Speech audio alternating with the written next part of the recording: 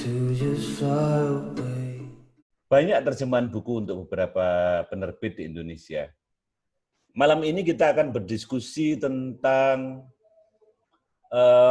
ibadah virtual ya. Mudah-mudahan kita bisa dengan baik menyimak, sehingga nanti bagaimana kita merenungkan kembali cara-cara kita berdoa, kita bisa memperluas cakrawala pemahaman ritual kita, dan yang lebih penting tentu saja adalah sikap dalam kehidupan sehari-hari.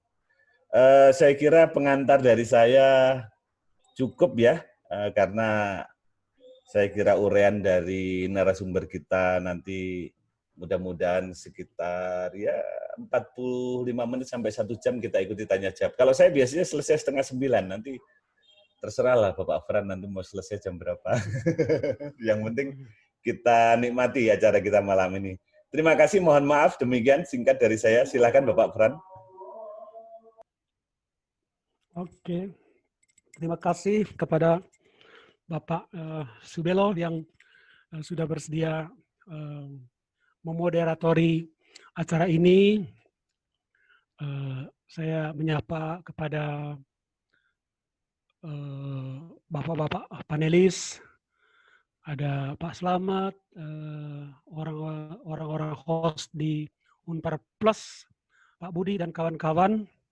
Dan akhirnya saya juga menyapa peserta yang hadir di sini. Yang saya lihat di sini ada attendee-nya itu ada 43 orang, ya, 43 orang sampai detik ini. Ya, selamat malam kepada semuanya. Selamat bertemu, mungkin baru pertama kali bertemu, gitu ya.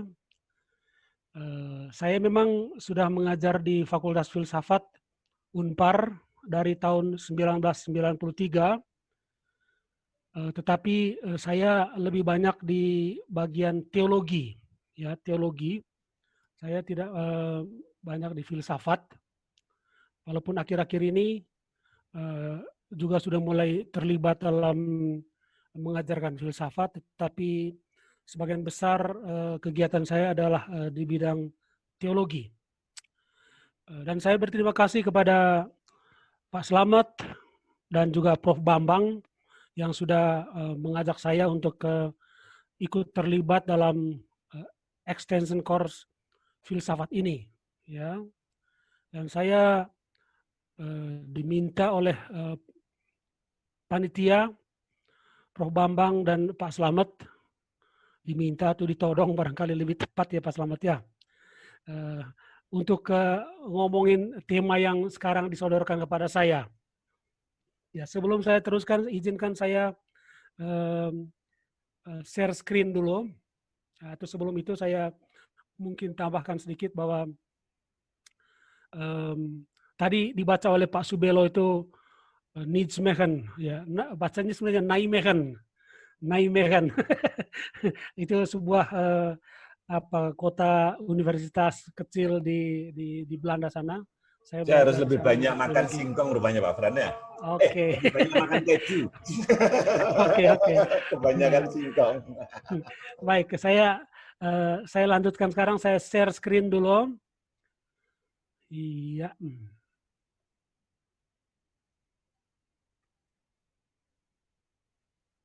Iya.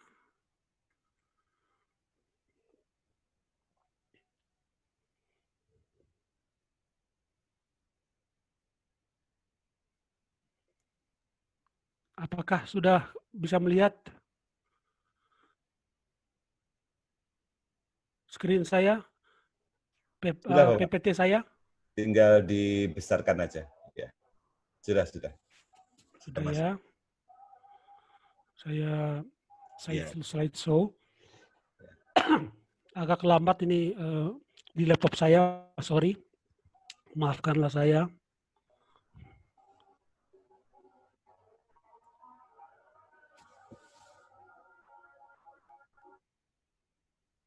Iya. Teman-teman sekalian, saya seperti sudah disampaikan atau diminta oleh Pak Bambang untuk omongin topik yang ini. Judulnya itu ibadah virtual dan saya buatnya dalam bahasa Inggris itu virtual worship. Judul kecil itu adalah pemaknaan kembali peran ritus dan ritual keagamaan.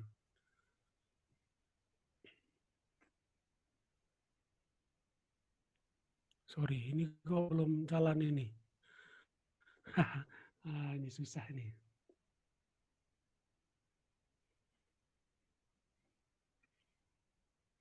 Ya, baik.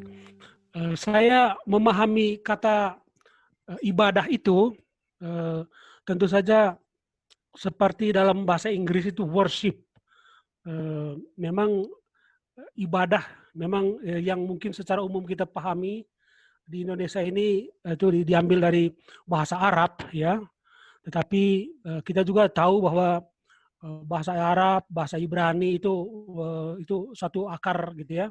Maka dalam Ibrani itu ada abodah, itu sebenarnya service ya, service to God, berbakti kepada Allah. Makanya saya dalam kurung itu tulis itu worship itu adalah pada dasarnya adalah worship to God, Dan saya memahami worship itu supaya saya juga tidak terlalu melebar konteks saya, yaitu worship itu dalam pemakaian konteks gereja Katolik. Karena bagaimanapun juga saya harus berangkat dari satu titik tolak tertentu, gitu ya. Nah, lalu di situ dalam judul pembuka tadi itu ada judul kecil pemaknaan kembali. Nah, dalam refleksi saya ketika menyiapkan seluruh proses ini, saya bertanya mengapa harus dimaknai kembali atau apa yang dimaknai kembali gitu ya. Tentu saja saya berpikir bahwa panitia yang mempersiapkan ini memunculkan judul kecil itu, saya kira itu dipicu oleh kondisi kita saat ini. Kondisi kita adalah bahwa saat ini merebaknya pandemi COVID-19 itu, atau COVID-19 karena coronavirus disease 19 gitu ya. Dan pandemi itu saya kira kita sudah mengalami bahwa dia mengubah sangat banyak hal dalam hidup manusia. Mengubah kehidupan sosial, kehidupan ekonomi, kehidupan politik, mungkin juga pendidikan, nah bahkan juga agama, ya cara kita beragama.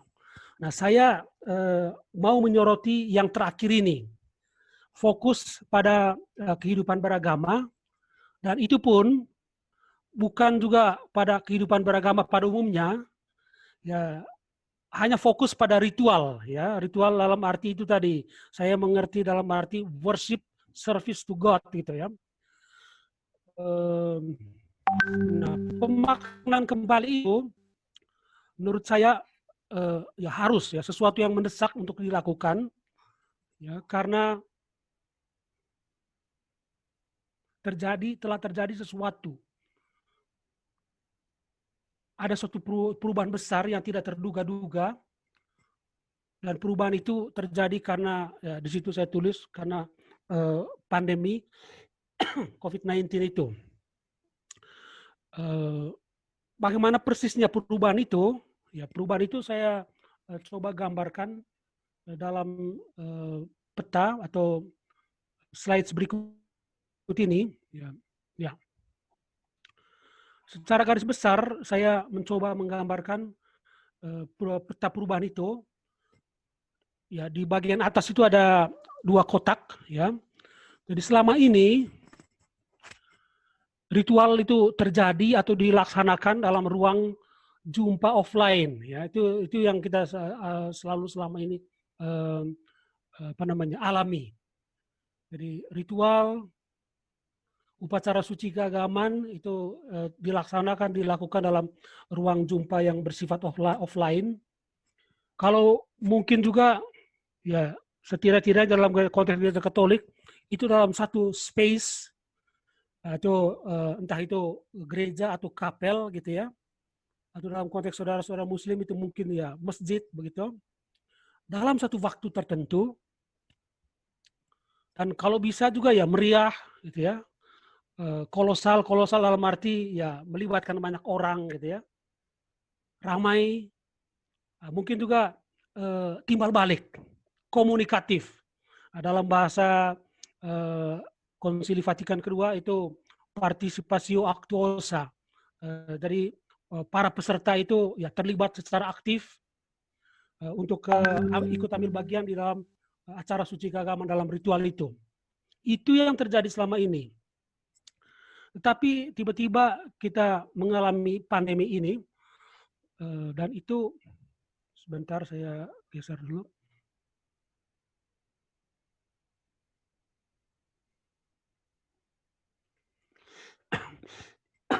Tiba-tiba terjadi pandemi COVID-19 itu, dan itu mengubah segala sesuatu. Kalau tadi itu ruang jumpa itu bersifat offline, sekarang kita lihat bahwa ruang jumpa itu, ritual itu ya, bersifat online, gitu ya. Online. Banyak sekali acara sekarang itu online. Dalam gereja Katolik, para pastor online, merayakan hari Minggu online. Uskup-uskup juga online. Untuk Ekaristi ya, bahkan juga untuk doa rosario pun juga online gitu ya. Dan tidak juga perlu dalam satu ruangan. Itu berbeda dengan yang kemarin-kemarin, tidak dalam satu ruangan. Dan karena itu juga ya tidak banyak orang, sepi ya. Tidak timbal balik. Tidak komunikatif. Tidak komunikatif itu maksud saya begini. Misalnya dalam konteks gereja Katolik kan pastor akan selalu menyapa Tuhan sertamu gitu ya, dan itu umat akan menjawab dan sertamu juga.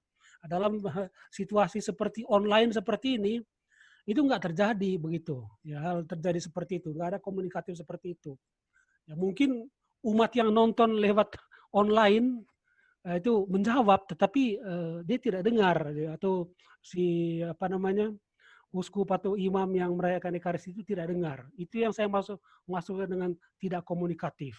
Nah, pergeseran ini menurut saya pikir itu pasti membawa suatu mungkin suatu kegoncangan tertentu gitu ya. Tetapi saya ingin mengajak ya kita semua untuk mungkin sedikit bersifat realistis. Realistis dalam arti begini, sesungguhnya pergeseran-pergeseran besar seperti itu terjadi sepanjang sejarah hidup agama, khususnya dalam konteks gereja Katolik atau Kristianitas. Pergeseran-pergeseran seperti itu sering kali terjadi.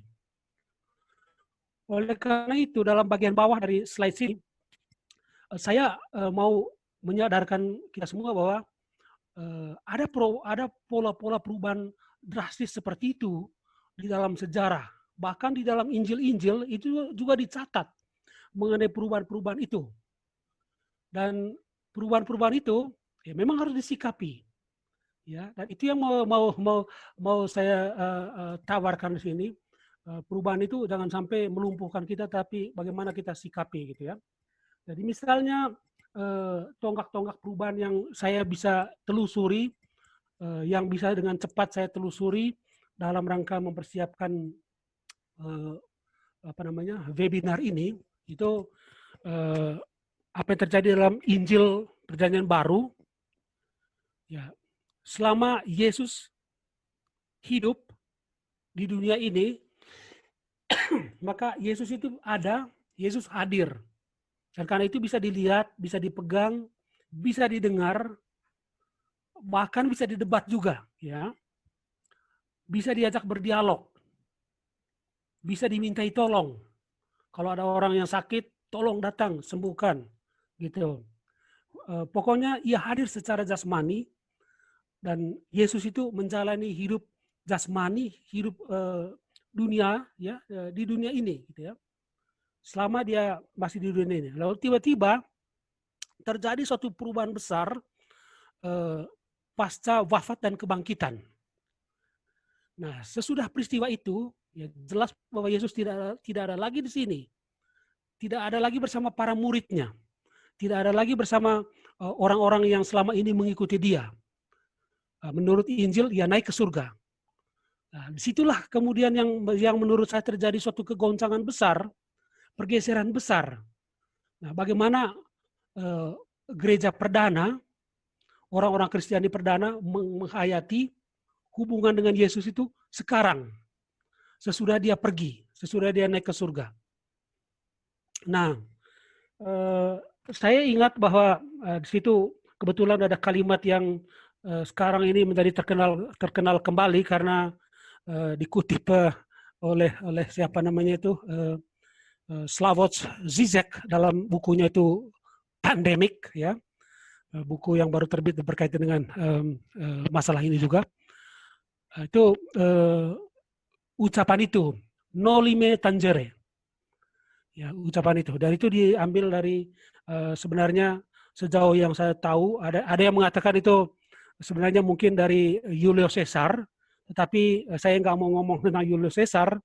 Saya ambil dari Injil Yohanes, ya. Injil Yohanes bab 20 itu kan diceritakan mengenai kisah penampakan Yesus sesudah dia bangkit dari antara orang mati. Lalu orang yang pertama kali, ya, bertemu melihat dia itu adalah Maria, walaupun Maria tidak langsung mengenalnya. Dan karena itu begitu mereka berkenalan, ya, Maria langsung berkata, "Ya guru, Raboni," ya, guru. Dan saya bisa membayangkan bahwa Maria langsung memegang Yesus, langsung memeluk Yesus. Itu sebabnya di dalam Injil Yohanes bab 20 ayat 17 muncullah kutipan ini, noli me tangere. Janganlah engkau memegang aku, gitu ya.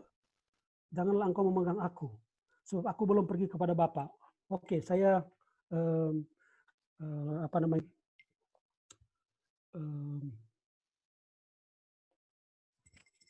Ya, sorry.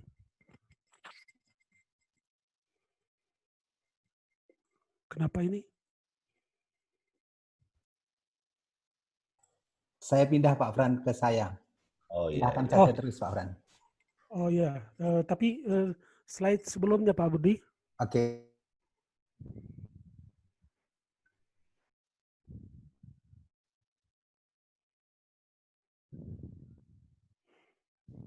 Ya, jadi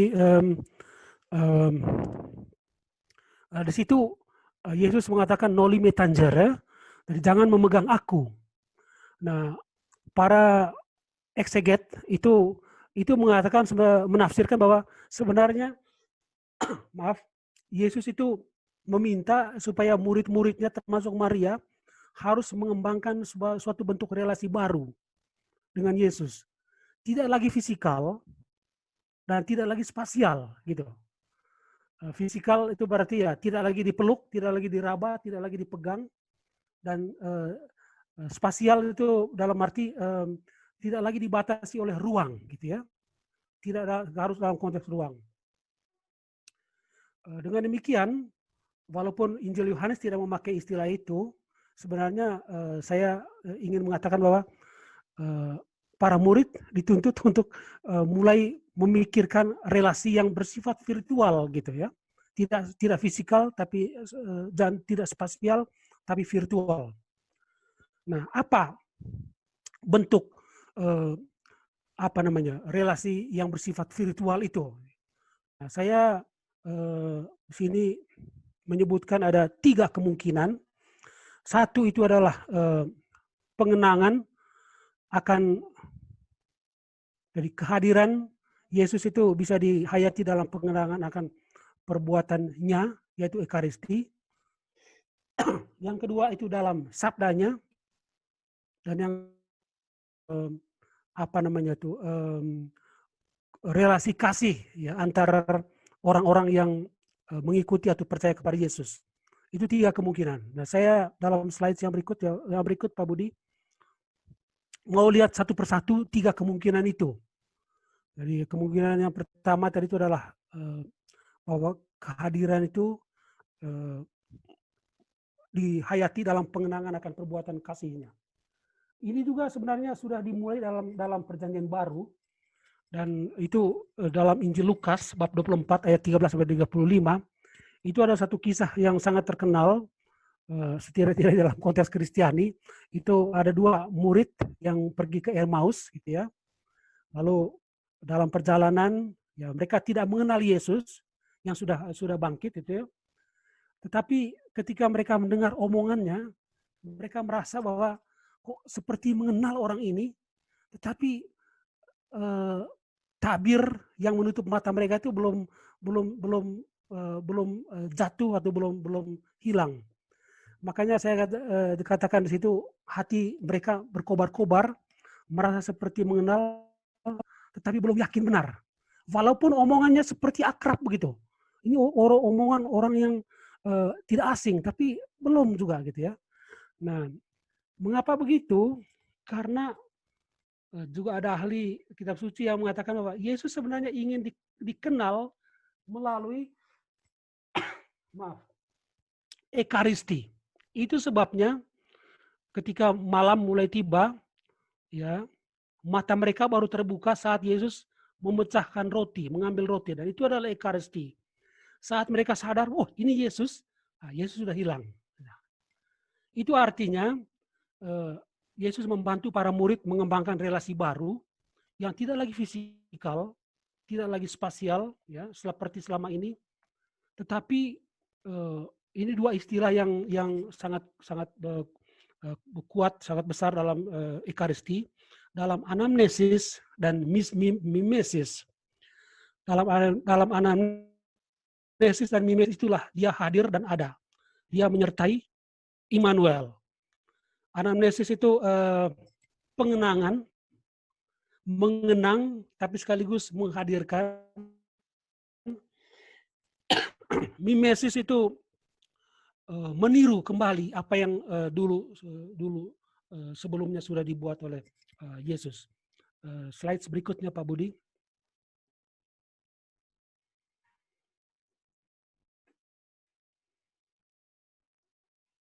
Jadi yang kedua itu adalah, jadi kalau tadi sebelumnya itu adalah hadir dalam pengenangan Ekaristi.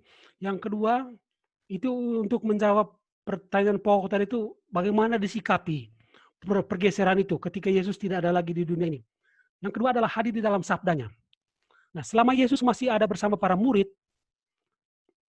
dengan para pengikutnya, maka mereka mendengar perkataan Yesus secara langsung.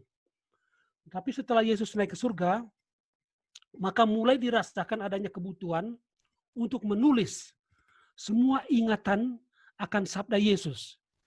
Apa yang pernah diomongkan oleh Yesus, seperti apa, perumpamaan-perumpamaan yang pernah diucapkannya, kemudian mungkin mukjizat-mukjizat yang pernah dikerjakannya, itu semua dikenang kembali, ditulis. Nah, kumpulan tulisan ingatan itu, itulah yang kemudian menjadi kitab suci. Dan kitab suci itu diyakini sebagai firman Tuhan sendiri, dan bagi orang Kristiani, Katolik, kitab suci adalah sabda perwahyuan dari Allah kepada manusia. Injil itu adalah verbum Dei dalam bahasa Latin, ya. Verbum Dei itu berarti sabda Allah. Dan sabda Tuhan itu adalah Yesus Kristus sendiri. Oleh karena itu bagi orang Kristiani itu sama dengan mendengarkan Yesus sendiri.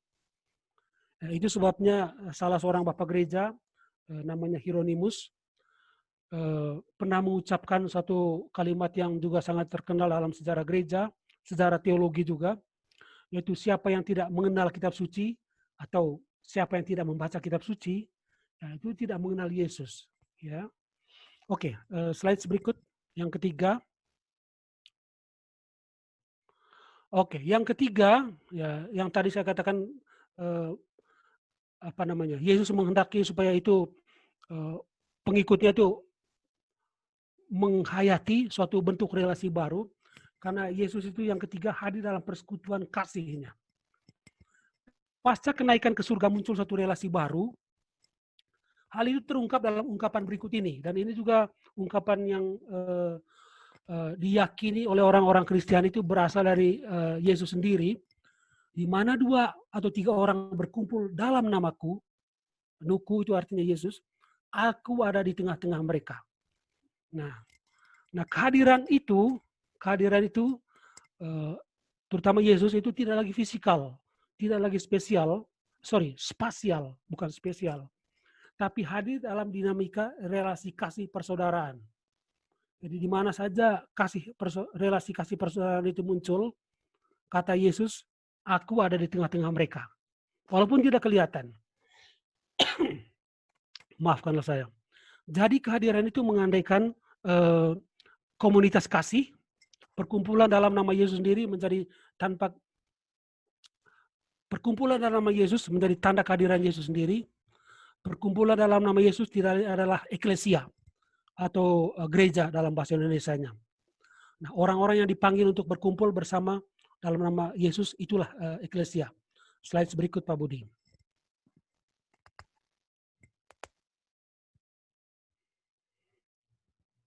Ya. Nah, perubahan yang terjadi karena pengaruh pandemik COVID-19 ini bisa dilihat dengan bermacam-macam cara. Ada yang mengatakan bahwa pandemik COVID-19 itu adalah semacam retret agung ya dari semua, ya tidak hanya manusia tapi seluruh alam semesta. Dan mudah-mudahan setelah melewati retret agung itu, mungkin nanti akan muncul suatu pembaharuan hidup. Nah, Paus Fransiskus, Paus yang sekarang ini, dia juga pada awal Mei kemarin, itu menerbitkan buku kumpulan khotbah, homili dan pembicaraan dia. Judulnya itu adalah Life After Pandemic, ya. Kehidupan sesudah pandemik ini. Saya membaca buku itu dan saya mendapat suatu insight bahwa Paus Fransiskus memandang pandemik ini sebagai semacam Jumat Agung bersama, gitu ya. Tentu saja Jumat Agung itu akan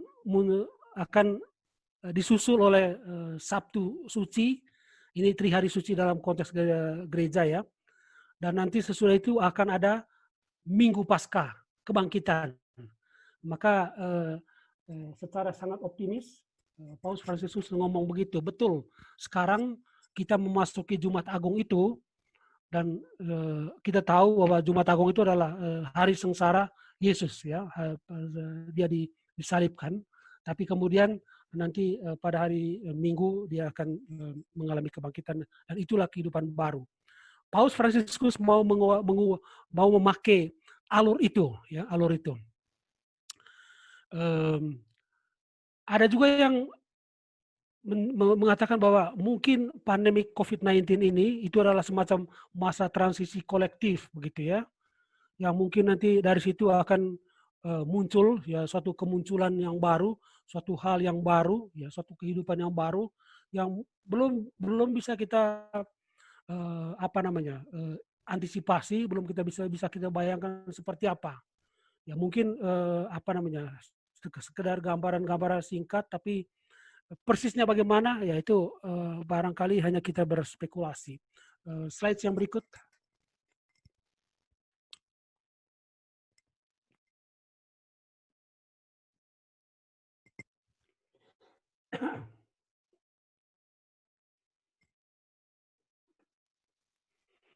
Ya.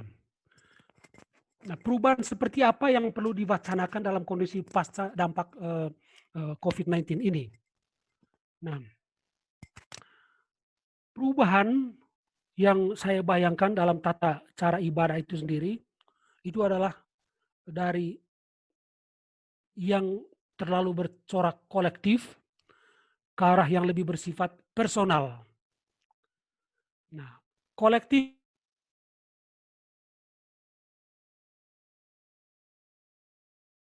itu saya maksudkan di sini adalah kumpul sesama manusia, ya.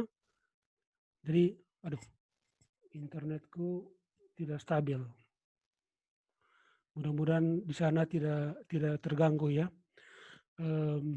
Jadi tidak lagi dalam sekat-sekat sempit keagamaan, melainkan mudah-mudahan dengan dengan terpaan pandemi ini ya kita manusia itu mulai membuka diri ya untuk masuk ke dalam satu solidaritas ya, kolektif, solidaritas kemanusiaan yang lebih besar.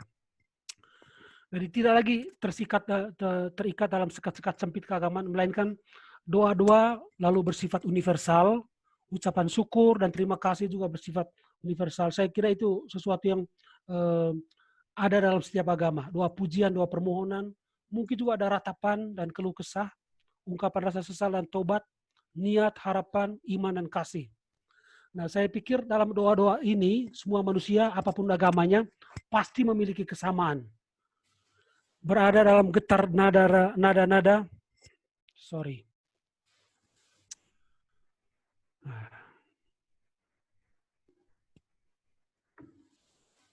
Ya.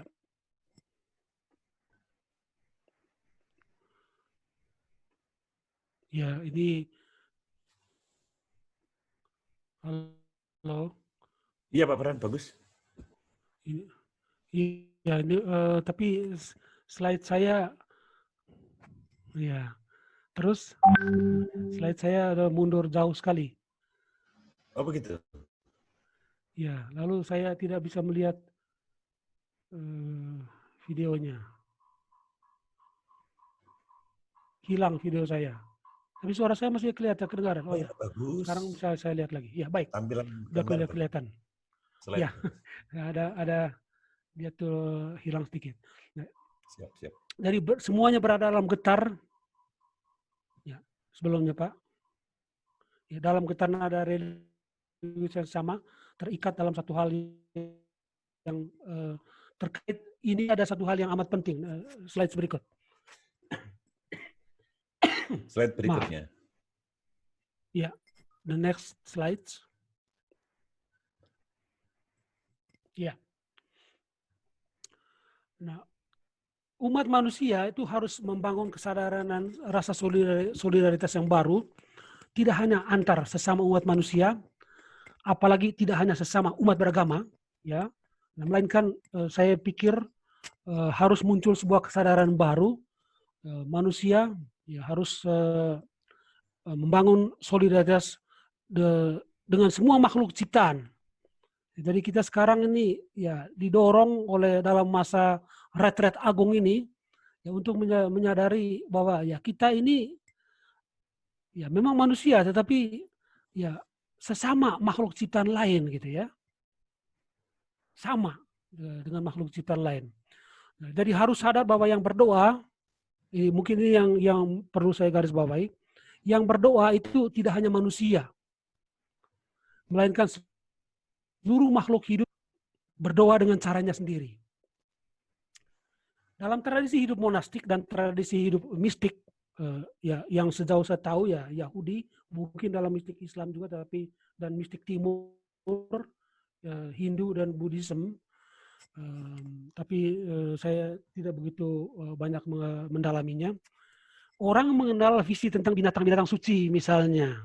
Ada yang bercerita mengenai burung itu binatang suci. Buktinya apa? Ya tentu saja ini agak sedikit mungkin agak berjoke, tapi saya pikir mungkin ada benarnya juga. Sebelum menelan air minum, dia menengadah ke langit seakan-akan memohon perkenanan langit dulu, baru dia telan gitu. Ini kesucian gitu ya. Atau mungkin juga terutama dalam tradisi monastik yang sejauh saya tahu, sapi itu dikenal sebagai binatang kontemplatif. Mengapa disebut binatang kontemplatif itu? Kalau di antara para peserta pernah dengar misalnya kata atau ungkapan seperti Lectio Divina, itu salah satu latihan ya hidup doa dalam tradisi gereja. Itu salah satu ungkapan dalam Lectio Divina itu adalah ruminatio. Ruminatio itu sebenarnya pada dasarnya itu mengunyah kembali.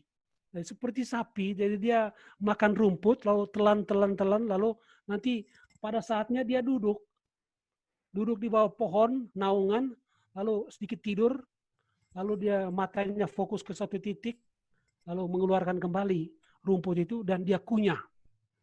Nah, orang-orang lalu berkata bahwa ya ini model kontemplatif ya begitu gitu ya. Fokus pada satu titik lalu mengunyah kembali apa yang sudah didapat gitu ya. Dan dari situ kemudian akan ada mendapat sesuatu yang semakin bermutu gitu ya. Nah, slide yang berikut itu saya mencoba mau melihat jejak keyakinan akan adanya doa semesta. Doa yang saya katakan tadi itu bukan hanya manusia, tetapi seluruh alam semesta itu berdoa dengan caranya sendiri. Nah, saya di situ singgung mengenai kitab tambahan Daniel. Sebentar saya.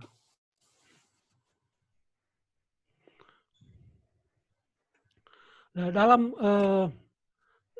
teks itu ya itu dilukiskan ya kitab Daniel itu ada kidung pujian semesta alam, ada 3 pemuda yang dijebloskan ke dalam tanur api. Tanur api itu apa ya? Ruang tungku api raksasa. Jadi biasanya orang untuk penyiksaan.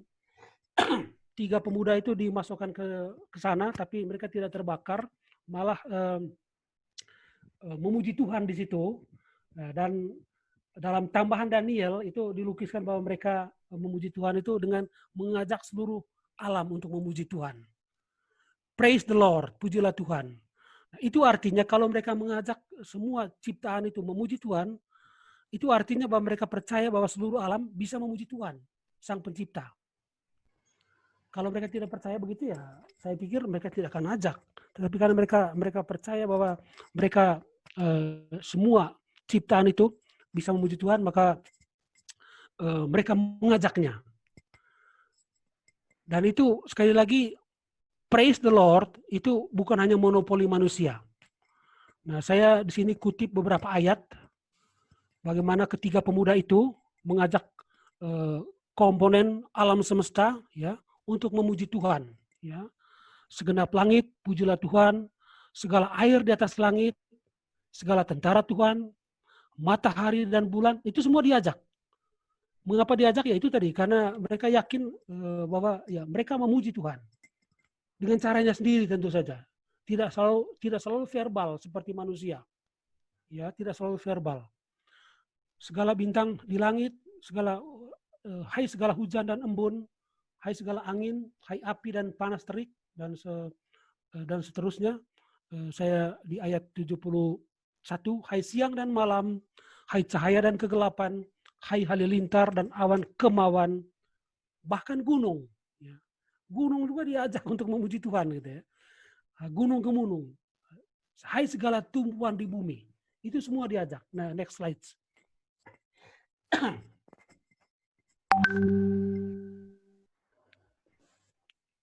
Ya, slide yang berikut. Ya.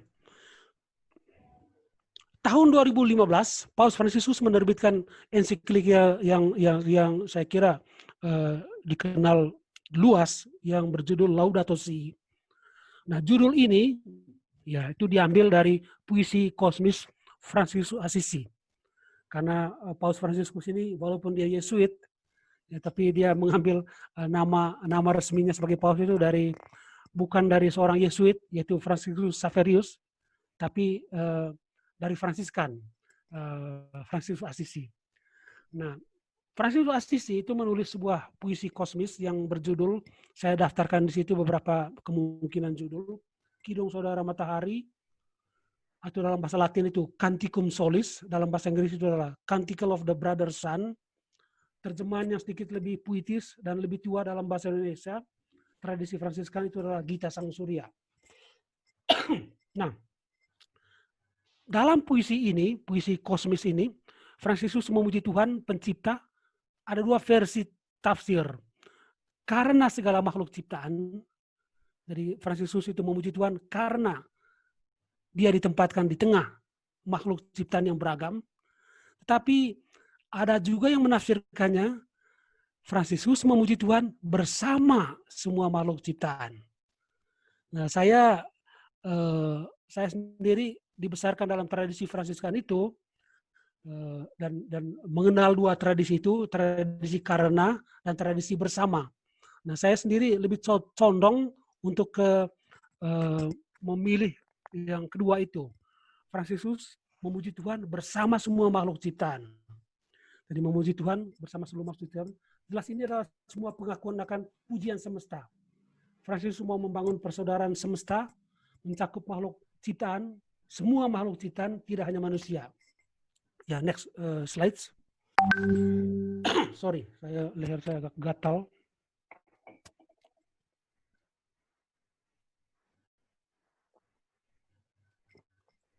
Nah, terkait dengan keyakinan atau pandangan bahwa yang memuji Tuhan itu adalah bukan hanya manusia dan tidak selalu verbal, melainkan semua makhluk hidup. Saya ingat akan buku yang diterbitkan oleh sosiolog Amerika, Robert Bellah, tahun 2011. Judulnya adalah Religion in the Human Evolution.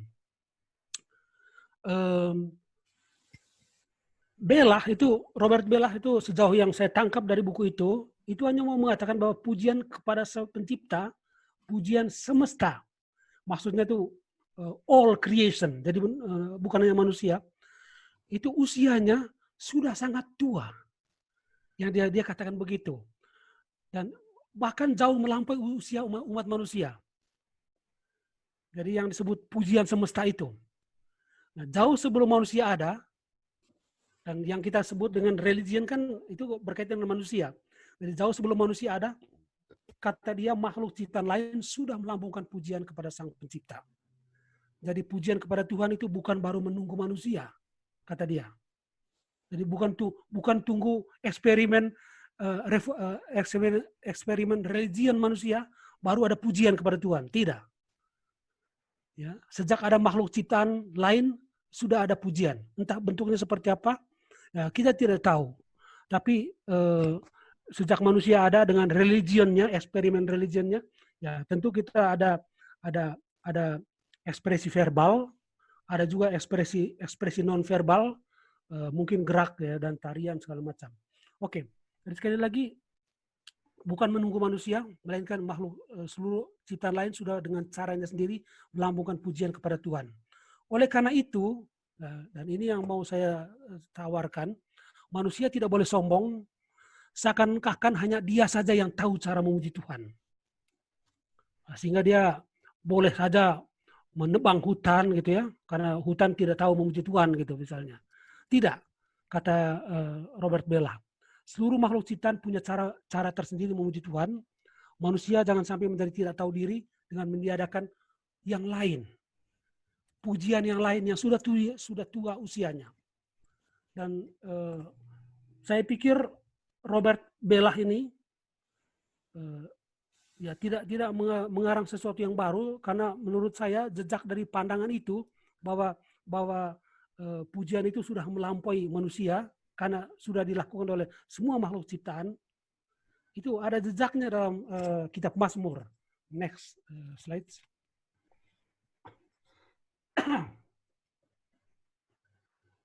Ya. Saya hanya mengambil satu contoh ya, yang mungkin terkenal di sini, Mazmur 184, tapi karena hanya 150 Mazmur, 148. Nah, di situ ada dua kutipan, ayat 2 sampai ayat 4 dan ayat 7 sampai 14. Jadi, pujilah dia hai segala malaikatnya. Kalau malaikat mungkin tidak menjadi soal bagi kita, karena itu tugas mereka. Pujilah dia hai segala tentaranya. Pujilah dia hai matahari dan bulan. Pujilah dia hai segala bintang terang. Hai segala langit yang mengatas segala langit. Hai air yang di atas langit. Kemudian 7 sampai 14. Pujilah Tuhan di bumi. Hai ular-ular dan segenap samudera raya. Hai api dan hujan es, salju dan kabut, angin badai yang melakukan firman-Nya, hai gunung-gunung, segala bukit, pohon buah-buahan. Pokoknya semua itu diajak oleh si pemazmur untuk memuji Tuhan. Itu yang saya katakan sebagai jejak, bukti bahwa makhluk-makhluk ciptaan lain selain manusia itu punya kemampuan untuk memujinya. Next slide.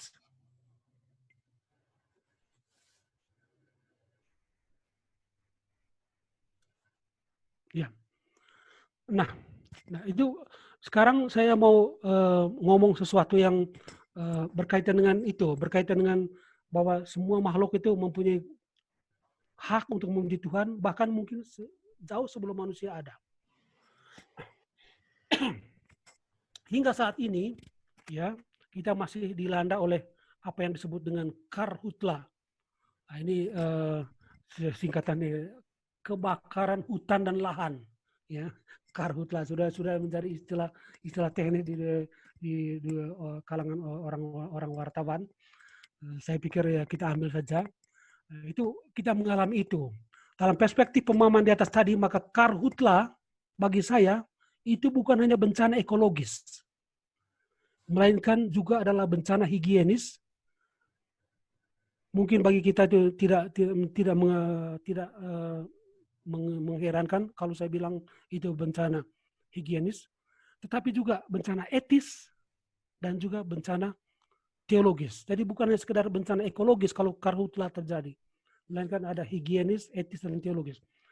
Higienis itu ya pasti paru-paru dunia rusak kalau hutan dibakar. Apa yang disebut dengan apotik alam juga rusak, gitu ya. Bencana etis, ya karena kita kurang menaruh peduli pada mereka, pada makhluk-makhluk lain. Nah sekarang yang ketiga, bencana teologis, bagaimana itu bisa dimengerti. Saya jelaskan begini, situ saya agak detail, tapi maksud saya begini, kalau kita terima bahwa semua makhluk lain itu punya hak dan bisa memuji Tuhan, dan sekarang kita bakar hutan, dan di dalam hutan itu ada banyak makhluk lain yang bahkan hutan sendiri juga memuji Tuhan, itu artinya terjadi suatu bencana teologis yang dahsyat. Kita memotong pujian, sekian juta pujian, sekian ribu pujian semesta kepada Sang Pencipta. Karhutla bagi saya akhirnya hilangnya nyanyi burung, hilangnya spesies tumbuhan tertentu, hilangnya makhluk hidup yang belum terdata di dalam lumut-lumut, di dalam humus tanah, dan tentu saja karena ini berkaitan dengan yang tadi itu worship itu, beserta pujian semesta mereka masing-masing kepada Tuhan. Dengan karhutla, saya membayangkan, saya imajinasikan itu manusia lalu menjadi pemuji yang sepi sendiri. Next slide.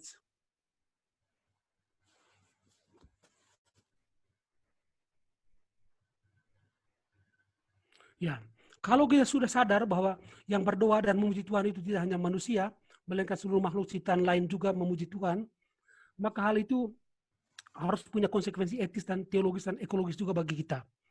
Itulah upaya pemaknaan kembali yang saya usulkan di sini, yaitu memperluas cakrawala pemahaman ritual kita hingga mencakup segala makhluk. Kita harus menghormati mereka, mencintai mereka, dan menghargai mereka. Di dalam segala sesuatu, di dalam makhluk ciptaan ada yang disebut dengan nilai intrinsik. Apa itu nilai intrinsik? Nilai yang diberikan oleh Sang Pencipta kepada dia pada saat dia diciptakan. Gitu. Dan nilai itu tidak tergantung kepada kepentingan manusia, apalagi kepentingan ekonomis. Ya, tidak. Nilai intrinsik itu, cacing itu ada nilainya, pasti. Gitu. Walaupun mungkin menjijikkan bagi saya, tapi dia punya nilai. Dan karena itu harus dihormati.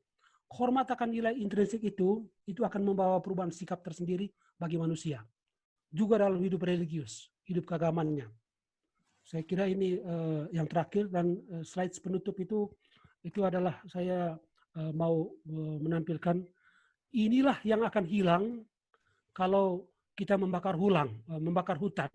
Pujian, saya pikir ini pujian. Mau di klik Pak.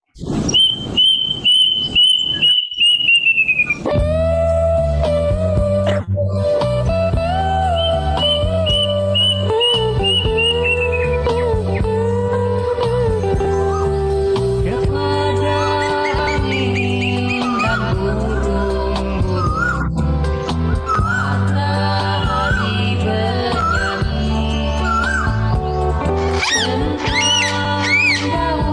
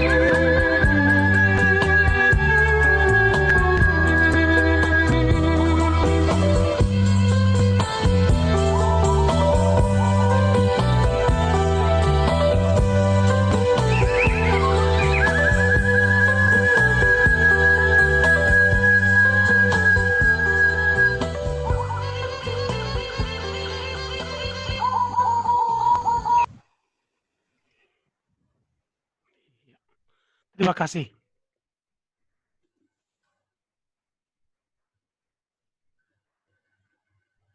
Ya, Iya Pak Fran, ya saya kembalikan kepada Pak Sabilo. Enggak. terima kasih. Menarik sekali saya kira apa yang barusan disajikan. Kalau sebelum kepada para penanya diizinkan, saya ingin melihat ya, kalau saya sendiri sebagai Muslim sebetulnya memang di masa pandemi ini ada teman-teman yang kurang merasa afdol ya kalau Jumat tuh nggak hadir di masjid begitu. Terus kalau tadi kita dengarkan uraian Pak Fran, memang kalau kita bicara tentang bahasa juga di kalangan Muslim ada di masjid-masjid tertentu yang kalau khutbah Jumat itu full bahasa Arab gitu. Nah, bagaimana ini kalau pandangan Pak Fran? Mungkin kalau pemahaman teman-teman di Katolik misalnya, bagaimana menanggapi situasi ini? Apakah eh, ada solusi bagi teman-teman yang mungkin biasa hadir di gereja, terus kemudian karena situasi COVID ini harus melakukan ibadahnya tidak lagi ketemu langsung, tapi harus melalui sarana-sarana yang virtual seperti ini, Pak Fran? Ya. Oke, saya langsung saja menanggapi Pak Sabilo. Iya, masih Ya. banyak waktu ini. Ya, begini Pak, saya harus menjawab pandangan pribadi saya dan juga mungkin apa yang praktek yang terjadi gitu ya, yang sekarang terjadi. Ketika baru muncul penetapan mengenai bahwa dengan COVID-19 ini pokoknya social physical distancing. Dan itu konsekuensinya orang tidak boleh ke gereja, kan begitu. Tidak boleh ke masjid, tidak boleh kumpul di tempat keramaian, kan itu konsekuensinya. Nah, ketika itu muncul kita sekitar awal Maret kemarin ya, saya mengirim sebuah tulisan singkat artikel itu ke majalah mingguan Katolik, mingguan Hidup. Di situ saya menulis pandangan pribadi saya yang kurang lebih mengatakan begini, bahwa ini memang mungkin saatnya berat bagi kita ya, itu tidak lagi ke gereja pada hari Minggu, doa bersama-sama, ketemu imam, ketemu sesama. Tetapi bagi saya inilah saatnya bagi orang-orang Kristiani, Katolik maupun Protestan untuk mulai menghayati apa yang disebut dengan gereja rumah itu gitu. Gereja rumah gitu. Gereja rumahan, bukan gereja murahan ya. Gereja rumahan gitu. Nah, itu artinya apa? Di situ bapak keluarga akan menjadi imam di situ, memimpin doa. Itu pandangan pribadi saya. Tapi ternyata bukan seperti itu yang terjadi dalam prakteknya. Yang terjadi adalah dengan bantuan teknologi muncullah misa online, muncullah live streaming dan segala macamnya gitu ya. Muncullah itu. Bahkan ada juga dalam tradisi gereja Katolik itu ya, lalu salah satu puncak dari perayaan Ekaristi itu kan komuni, jadi menerima tubuh dan darah Yesus itu. Itu juga tidak mungkin kan, tidak mungkin karena tidak hadir di gereja, tidak hadir dengan imam. Oleh karena itu lalu berkembanglah wacana teologis atau mungkin juga barangkali bukan teologis tapi oke lah nanti kita mungkin bisa didiskusikan yang disebut dengan komuni kerinduan gitu ya komuni spiritual. Nah, saya pikir-pikir komuni spiritual apa itu dan menjadi populer sekarang doa yang pernah diucapkan atau dikarang atau diduga dikarang oleh Alphonse Liguori dari abad 17 abad 18 1700-an yang mencoba memberi pembenaran terhadap komuni spiritual itu gitu, komuni kerinduan itu gitu ya. Padahal menurut saya konteksnya berbeda sebenarnya, tapi ya itu yang terjadi gitu ya. Dan sekali lagi itu terjadi seperti itu, jadi karena social and physical distancing itu ya lalu tidak ada komunal, tidak massal tadi, tidak ada kolosal, tidak ada bertemu, tidak ada komunikasi, timbal balik gitu, tidak ada, gitu ya. Ya memang sekarang sudah mulai dilonggarkan, ya, tapi ya entah dilonggarkan, tapi kan sekarang orang bilang muncul gelombang kedua gitu dari COVID ini. Itu aja Pak, itu yang bisa saya katakan. Dan sekali lagi sedangkan mengenai bahasa tadi dalam konteks gereja Katolik atau mungkin gereja Kristen pada umumnya, baik itu Protestan maupun Katolik, ya bahasa itu sebenarnya sudah tidak menjadi masalah karena sudah lama orang beralih kepada vernacular, bahasa setempat. Dalam konteks Indonesia itu berarti bahasa Indonesia, tapi mungkin dalam konteks lain yang mungkin orang belum bisa berbahasa Indonesia, ya bahasa setempat, bahasa yang dimengerti oleh orang setempat. Pak Subelo, saya hanya bisa menjawab seperti itu. Terima kasih. Enggak, ini ngobrol aja untuk apa? Saya melihat ada beberapa pertanyaan nih Pak Fran. Monggo. Karena waktunya agak leluasa, saya lihat mungkin bisa coba diberikan mic-nya kepada Ibu Helena Dewi ya, yang sudah mengetik dari awal tadi. Selamat malam Bu Helena Dewi. Mohon maaf kalau saya salah sebut. Mohon sekalian dibetulkan mungkin kalau saya salah sebut namanya. Bisa online Bu Helena Dewi?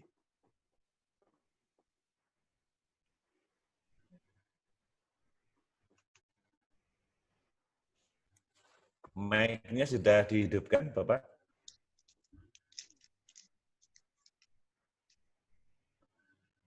Ibu Helena Dewi, selamat malam. Oke, selamat malam. Bu, langsung ke Pak Fran. Saya bikin 2 pertanyaan tuh tadi. Ya, digabung boleh. Oke. Ini kalau dari perspektif Katolik, karena saya Katolik kebetulan, ya nggak kebetulan sih. Jadi sebetulnya kan kearifan itu sudah ada lama sekali. Bahkan kalau kita pakai kitab suci kan sejak dari perjanjian lama. Itu sudah ada kearifan kan dengan mungkin justru sejak penciptaan dunia itu kan sudah ada kearifan Tuhan di situ. Karena segala sesuatu itu diciptakan baik adanya. Nah, tapi kenapa bencana itu masih terus terjadi? Apalagi kalau dalam Katolik itu kan sebetulnya ada yang namanya spiral pastoral. Apakah kita itu tidak setia gitu ya kepada hal-hal itu, ataukah ada kepentingan-kepentingan yang berbeda sehingga kearifan-kearifan itu terabaikan? Terus kemudian yang terkait dengan ibadat online itu, banyak sekali umat yang tidak bisa menerima dengan berbagai alasan. Nah, apakah itu terkait dengan tingkat kedewasaan iman? Itu aja sih kayaknya. Saya terima kasih banyak. Sama-sama Ibu. Silakan Pak Fran langsung. Oke. Iya. Saya mulai dengan yang kedua, karena menurut saya mungkin agak lebih siap saya menjawabnya. Itu mengenai ibadah online tadi ya.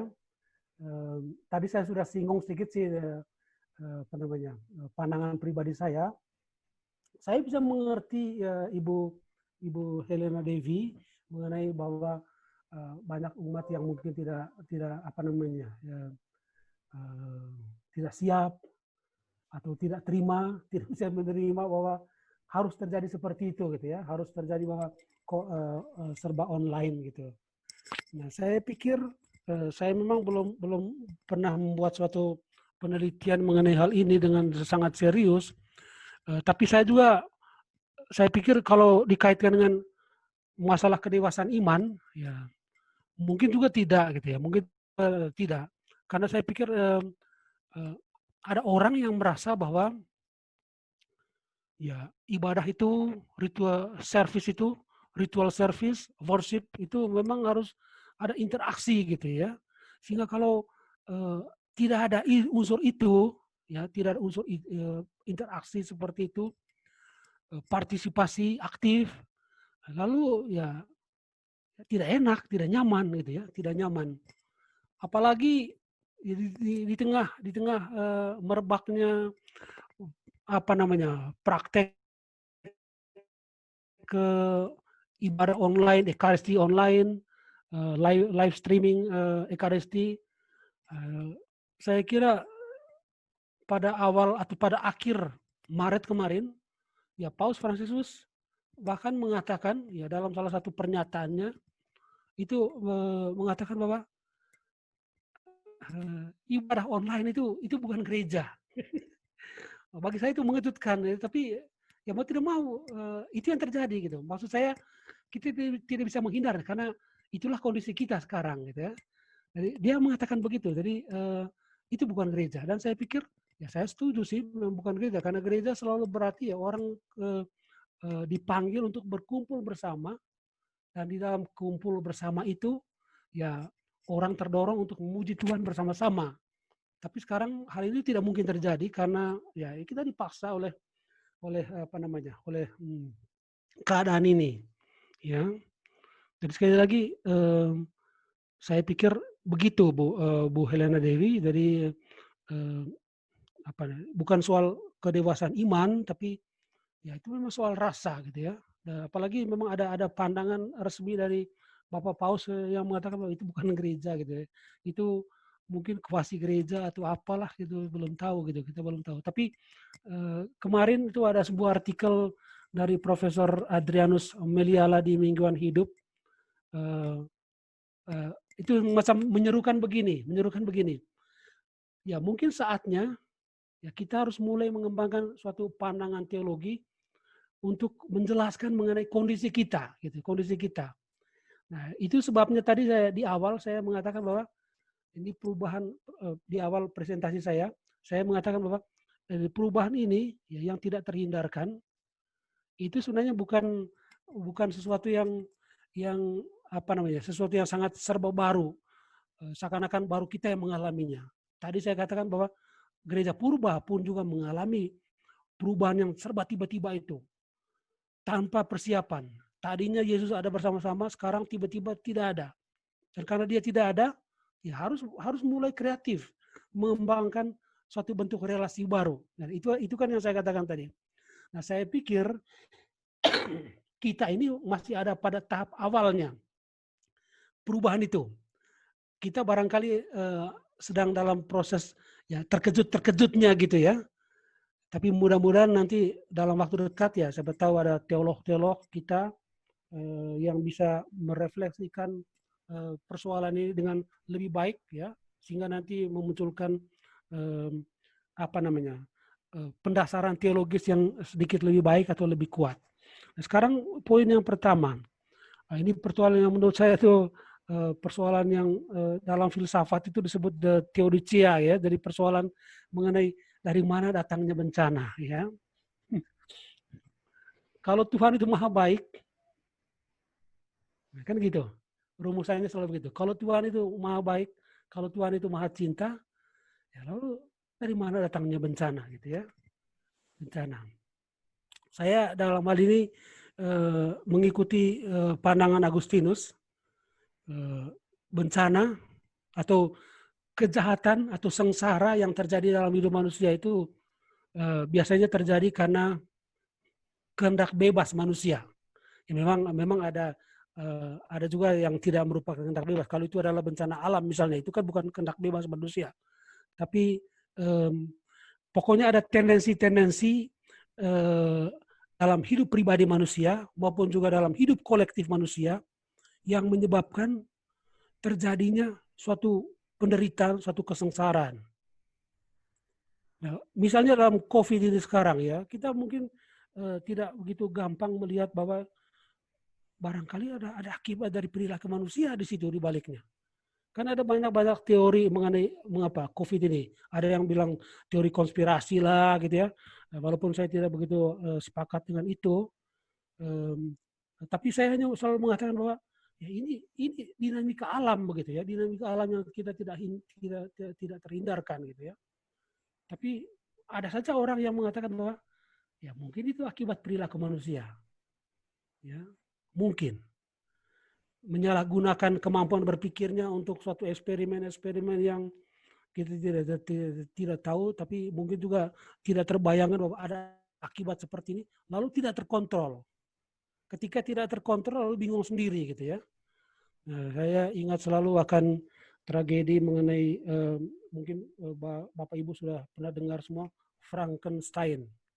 Frankenstein itu adalah sebenarnya diciptakan oleh manusia, monster diciptakan oleh manusia, tapi begitu dia tercipta, dia lalu menjadi otonom, mempunyai kehendak tersendiri yang akhirnya tidak bisa dikontrol lagi oleh si penciptanya. Dan ketika dia tidak bisa dikontrol lagi oleh si penciptanya, dia menimbulkan huru-hara di mana-mana, menimbulkan kegaduhan dan mungkin bencana di mana-mana. Saya hanya bisa menjawab begitu, Ibu. Ya, saya tidak mau misalnya berbicara dengan gaya bahasa dualisme misalnya. Ya, dualisme itu misalnya yang baik itu datang dari Tuhan, yang jahat itu datang dari kekuatan jahat. Saya tidak mau berbicara begitu. Jadi saya hanya mau mengatakan saya mengembalikannya kepada mungkin kehendak bebas manusia yang disalahgunakan, baik itu berkaitan dengan kehendaknya pribadi maupun daya pikirnya yang kebablasan dengan ilustrasi Frankenstein tadi. Begitu aja Pak Subelo. Baik. Terima kasih atas jawabannya. Kita lanjutkan kepada Bapak Tristam Mulyono. Selamat malam Pak Tristam Mulyono. Saya dan Pak Fran menunggu ini. Bisa on nggak ini mic-nya ini? Kita biasanya kan juga jumpa darat kan di Jalan Nias. Sekarang ini kita bandingkan nanti. Rasanya langsung ngopi di Jalan Nias dengan online seperti ini. Halo Pak Tristam, sudah bisa? Selamat malam. Selamat malam. Silahkan Bapak, langsung. Oh ya, sementara saya juga lupa, saya tulis apa ya itu? Boleh, spontan juga boleh, nggak harus tadi. Oh, tadi kaitannya dengan karhutla, itu kan karhutla sendiri bencana bencana yang dibuat manusia, tapi sekaligus mendorong bencana-bencana alam. Jadi bencana-bencana alam sebenarnya sekarang ini tidak lagi bencana yang ada di luar kendali manusia, karena gunung berapi pun akibat dari perilaku manusia ya. Nah itu bagaimana kita melihatnya dari aspek agama ini. Segitu aja sih. Terima kasih. Terima kasih. Silakan Pak Fran, langsung. Ya, saya sedang membaca apa yang ditulis oleh Pak Tristan. Oh iya, silakan. Jadi manusia menciptakan kemusnahannya sendiri, bencana alam sekarang dipercaya juga terjadi akibat ulah manusia. Ya, pertanyaan ini yang terakhir itu, apakah mungkin dicegah dengan ubah sikap religiositasnya? Ya, saya berpatokan dari pertanyaan ini ya Pak Tristam ya. Ya Pak Tristam masih on kan, nanti bisa sambil dialog. Ya. Jadi saya berpatokan dari pertanyaan itu yang ada di Q&A ini. Apakah mungkin dicegah dengan mengubah sikap religiositas? Pertanyaannya berat ini. Pertanyaannya berat, tapi saya mau menjawab begini Pak Tristam. Paus Fransiskus itu pada tahun 2015 itu mengeluarkan ensiklik Laudato Si, itu kan sebenarnya untuk menyerukan supaya ada suatu perubahan sikap manusia. Dan dia tidak hanya menyerukan kepada umat Gereja Katolik, tapi semua umat, semua yang berkehendak baik. Itu diserukan supaya terjadi perubahan sikap. Sikap religius, sikap etis, dan sikap ekologis, sikap ekonomis, semuanya harus itu. Dan saya pikir kalau ada sebuah ajaran sosial gereja, ya, ada sebuah ensiklik ya, yang diterbitkan dalam rangka mendorong suatu perubahan, dan dalam pandangan saya itu Laudato Si itu berusaha untuk menggerakkan orang melakukan suatu istilah Paus Fransiskus itu pertobatan ekologis, ya, pertobatan ekologis. Kalau itu bisa dilakukan, kalau itu diserukan, saya pikir diserukan karena diyakini bahwa bisa dilakukan, bisa terjadi, ya. Paus Fransiskus itu melihat bahwa manusia sudah melakukan semacam bencana ekologis dengan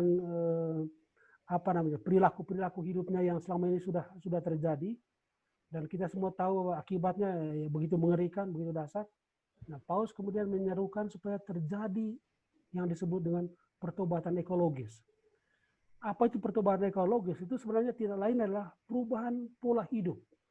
Kalau selama ini ya yang saya ingat dengan spontan saat ini, apa yang disebut oleh Paus itu dengan budaya gampang buang, apa-apa buang, gitu ya, makan baru cicip satu kali, apa ayam cicip sepotong buang, gitu ya.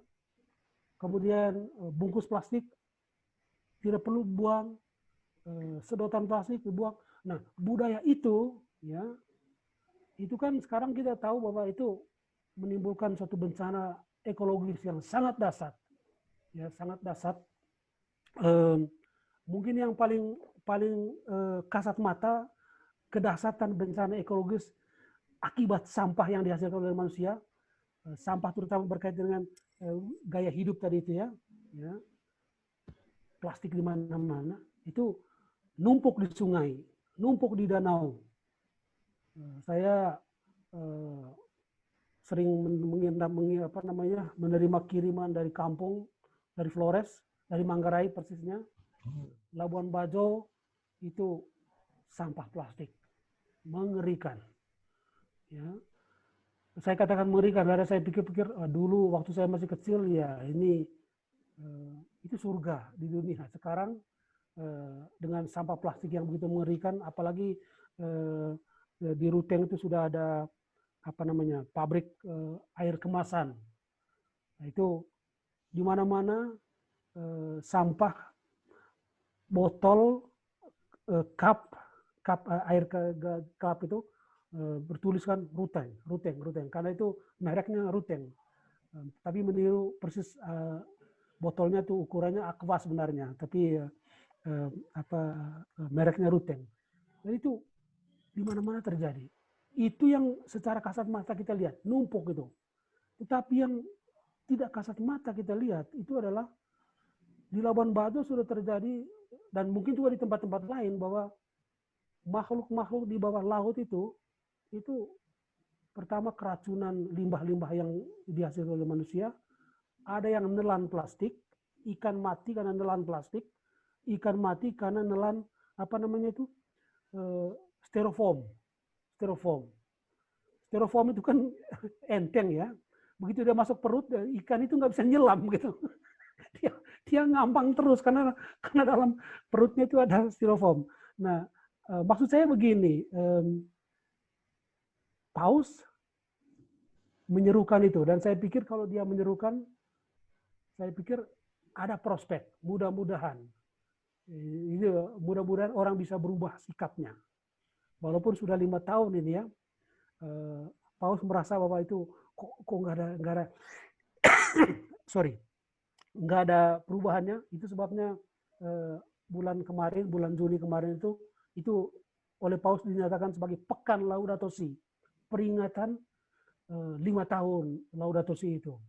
Karena dia merasa bahwa mungkin belum ada dampaknya, belum ada gemanya, ya, sehingga harus diingatkan kembali. Saya hanya bisa menjawab seperti itu, Pak Tristan. Mohon maaf kalau tidak memuaskan. Terima kasih. Baik, terima kasih kepada Pak Fran, Pak Tristan. Masih ada satu pertanyaan. Tapi sebelum saya sambil menunggu Pak Peter Badilangu nya diklik agar on.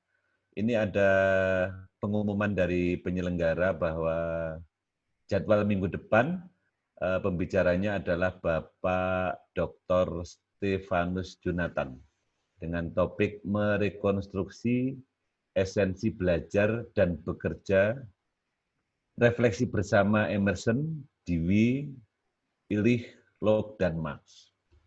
Itu pengumuman dari penyelenggara. Pak Peter Badilangu sudah bisa on? Selamat malam, Pak Peter. Selamat malam, Pak. Silahkan langsung ke Pak Fran, Pak Peter. Selamat malam, Pak Fran. Iya, Pak Peter, mari. Ketemu lagi kita. Iya, Pak. dalam misa atau ekaristi banyak atau kaya dengan simbol-simbol.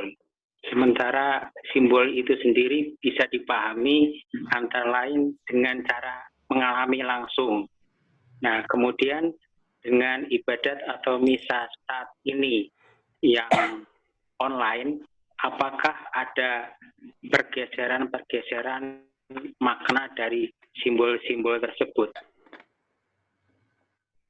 Terima kasih, Pak.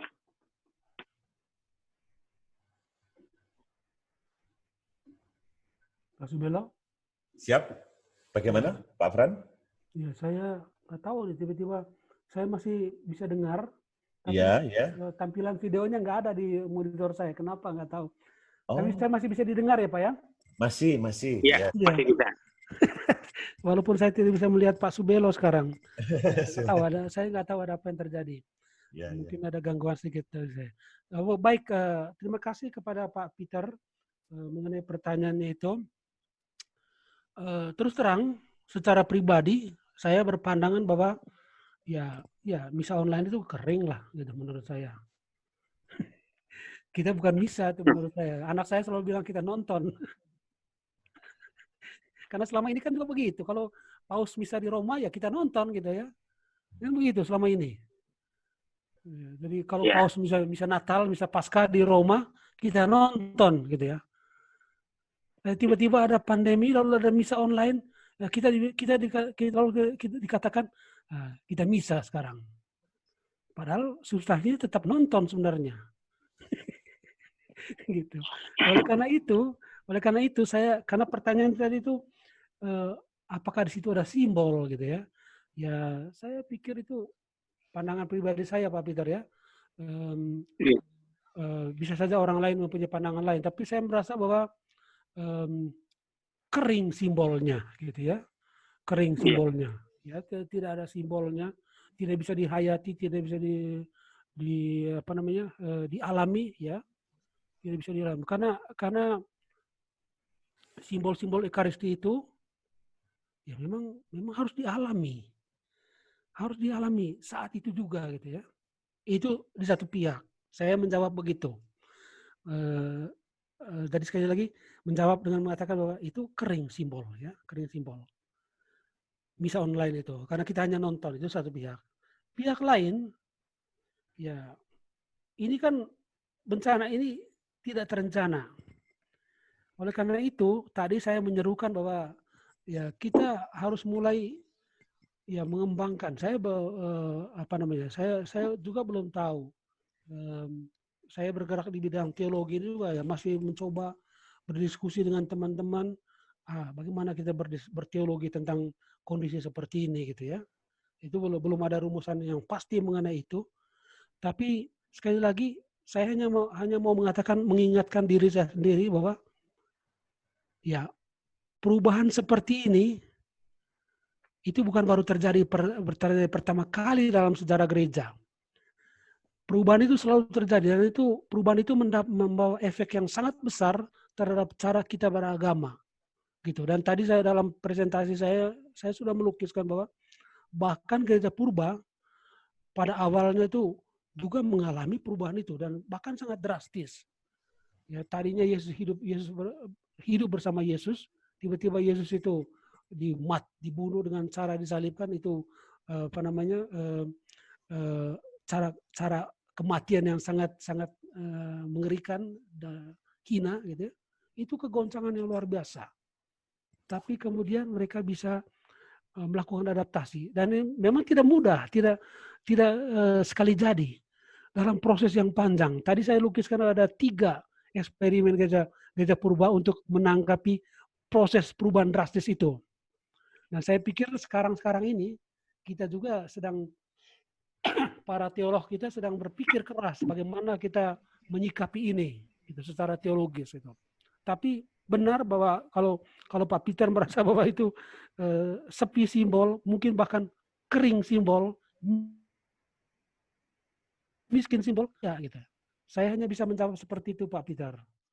Maaf kalau tidak menjawab, tidak memuaskan. Terima kasih. Kembali kepada Terima kasih Pak Fran. Ya. Terima kasih Pak Peter, Pak Tristam, Bu Helena atas pertanyaannya. Saya terus terang jadi terharu nih Pak Fran ini. Saya ingatkan juga waktu saya pernah tugas di Manokwari, saya pernah Oh, tugas di Sorong, di Jayapura. mantap. Iya. Saya merasa saya bisa terbayang lah kalau saya dulu ingat misalkan mau sholat Jumat ya, masjid jauh gitu kan. Sementara kalau di Bandung ini kan di depan rumah sudah masjid gitu ya. Jadi memang mungkin apa ya, kita perlu banyak ngobrol ya antara umat beragama dengan teman-teman di sekitar ya. Karena memang apa kekeringan harus diatasi ya Pak Fran ya. Karena itu memang kebutuhan pokok dari manusia ya. Bagaimana kita mencari solusi. Tapi saya ingat juga sebetulnya pandemi ini kan begitu apa ya, awalnya katanya yang pakai masker itu hanya yang sakit, tapi terus kemudian berkembang lagi. Mudah-mudahan sih kita sama-sama berdoa ini nanti perkembangannya semakin bagus ya, walaupun kalau di Jawa Barat saya rasakan swab test atau rapid test itu nggak semasif di Surabaya ya. Mudah-mudahan kita tetap bisa terus berkoordinasi, bekerja sama, dan situasi makin membaik ya. Khususnya kalau saya terus terang terharu itu tadi, saya merasakan, iya ya bagaimana nih teman-teman yang Katolik, yang ke gereja jauh, ini memang perlu ada solusi. Mungkin sebelum kita tutup dari Pak Fran ada closing statement? Ya, ini sudah penutup ya Pak ya? Enggak, masih 5 menit lagi boleh lah. Oke, sebenarnya menyambung masih refleksi dari Pak Peter tadi dan juga mungkin ya sedikit dari Pak Tristam tadi itu ya. Jadi saya hanya mau kalau terjadi pemaknaan kembali itu, saya pikir pemaknaan kembali yang saya anjurkan itu adalah pertama itu bahwa kita membuka rasa solidaritas kita itu tidak lagi hanya berkat pandemi ini atau lewat pandemi, tidak lagi hanya sesama umat beragama, ya, misalnya gereja Katolik saja, tapi juga mulai antar gereja, antar agama, dan mulai saya pikir tadi itu mengembangkan kesadaran etis yang jauh lebih luas, itu yang mencakup segala makhluk ciptaan. Kita tidak bisa lagi bersikap cuek terhadap segala makhluk ciptaan, karena bagaimanapun juga seperti sudah saya singgung tadi itu, semua makhluk ciptaan itu mempunyai nilai intrinsik di dalam dirinya sendiri, nilai yang diberikan oleh Tuhan sendiri pada saat penciptaan, yang tidak tergantung kepada kepentingan manusia. Gitu. Jangan sampai manusia itu merasa bahwa ada satu ciptaan yang ya mungkin tidak perlu bagi saya lalu kita musnahkan gitu. Jangan sampai seperti itu. Karena Tuhan sudah menciptakannya dengan demikian rupa, maka kita harus mengembangkan suatu semacam solidaritas etis, solidaritas ekologis, solidaritas universal kemanusiaan yang terbuka. Saya hanya bisa menyerukan seperti itu, Pak Subelo. Itu saja. Terima kasih. Baik, terima kasih Pak Fran. Ya. Sebetulnya ada pertanyaan yang bisa sama-sama kita baca ini ya. Sayangnya sudah diketik jam 8, jam 20.27 ya, waktunya sudah tidak memungkinkan. Tapi nggak apa-apa lah untuk menghormati yang bertanya saya baca. Selamat malam Pak Franciscus, saya Yunita dari Arsitektur ITB, hanya ingin menyampaikan tentang mengalami dan pengalaman ritual. Ritual menghadirkan suatu pelaka dengan menstimulasi panca indera. Dengan online, hanya 2 indera yang terstimulasi, sehingga pengalaman menjadi tidak lengkap, maka terasa kering. Bagi yang pernah memiliki vocabulary pengalaman ekaristi, bisa kembali memanggil memorinya. Tapi mereka yang belum pernah mengalami, maka akan berbeda rasanya dan cara memahaminya. Untuk siaran langsung TV dari Misa Paus, sebenarnya karena kameramennya jago mengambil scan untuk membantu mengenhance pengalaman jarak jauh. Ini jika menilik pengalaman ruang melalui fenomenologi. Tapi sayang sekali, mohon maaf Ibu Yunita, terima kasih atas pertanyaannya. Mohon maaf juga kepada Bapak Frans ya, karena waktunya pesan dari panitia tadi. Saya mencoba untuk lebih menyingkat waktunya malam ini. Mudah-mudahan nanti di kesempatan lain kita bisa berdialog lebih panjang lebar lagi. Atau nanti mungkin bisa bisa kita lanjutkan di komen-komen di YouTube-nya. Sebagai yang bertugas mengawal acara ini, saya mohon maaf tentu banyak kesalahan-kesalahan yang saya lakukan.